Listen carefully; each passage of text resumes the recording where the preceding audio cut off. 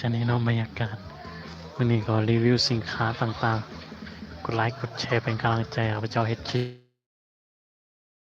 ต่อไปเนาะบ่ยากเนาะนี่ก็เดี๋ยวนี้ก็ดังไฟแล้วก็เฮ็ดต้องคืนเฮ็ดการปาร์ตี้เนาะจักหนักจักเต้น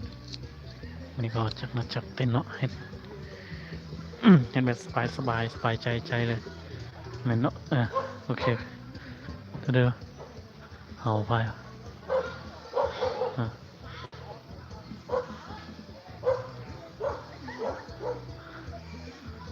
มันเนาะสบายฮอดแล้วดอนส้มเนาะบรรยากาศก็ดีหลายมันนี่ก็กดไลค์กดแชร์เป็นกำลังใจที่ต่อไปตอนนี้บรรยากาศก็ดีหลายตอนนี้ผมจะมาสร้างรีวิวสถานที่เนาะมารีวิวสถานที่ก็ได้ค่าโฆษณาแล้วก็ได้ประสานสัมพันธ์เนาะแล้วก็มารีวิวเพลงเนาะเพลงดังหลายอันดับหนึ่งของโลกปัจจุบัน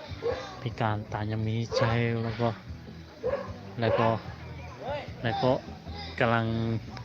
อันนึงเพลงหนึ่งก็แม่นพลิกกับบ่ได้เนาะกัดบ่ได้เพลงนี้ก็ดังโอ้มารีวิวเพลงเนาะสุดยอดเลยเพลงนี้ก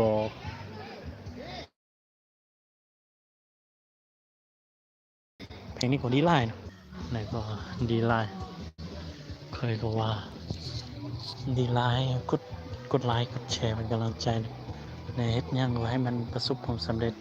หน้าที่เวียกงานเนาะบ่ว่าจะเป็นเวียกงานใดบ่ว่าจะเป็นดังใดดังลาวดังไอทีหรือว่าการเงินหรือว่าการงานให้มันประสบผลสำเร็จหน้าที่เวียกงานหมด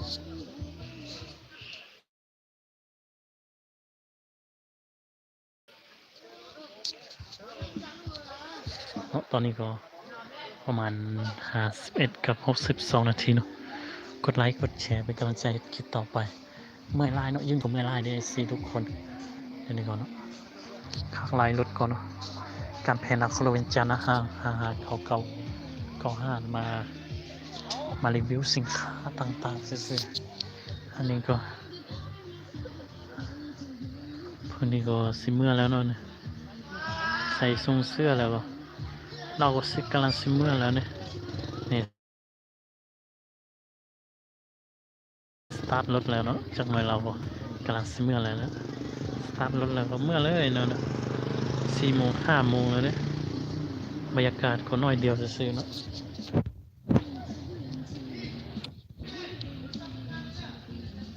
กูวาวไล่เนาะวาวไล่เจ็บคอกูว่าแล้วไม่อยากวาวไล่เจ็บคอซื่อๆ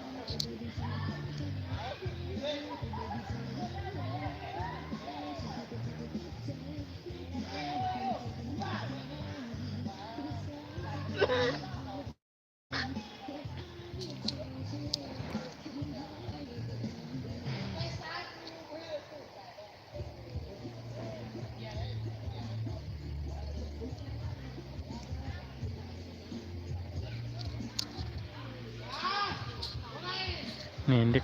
ด็กหน่อยกำลังลิ้นอยู่เนาะตอนนี้ก็แต่กำลังเฮ็ดอยากเกี่ยวกับการงานอยู่นะ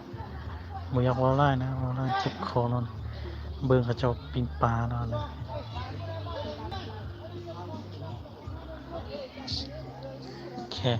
แค่เขามีหลาย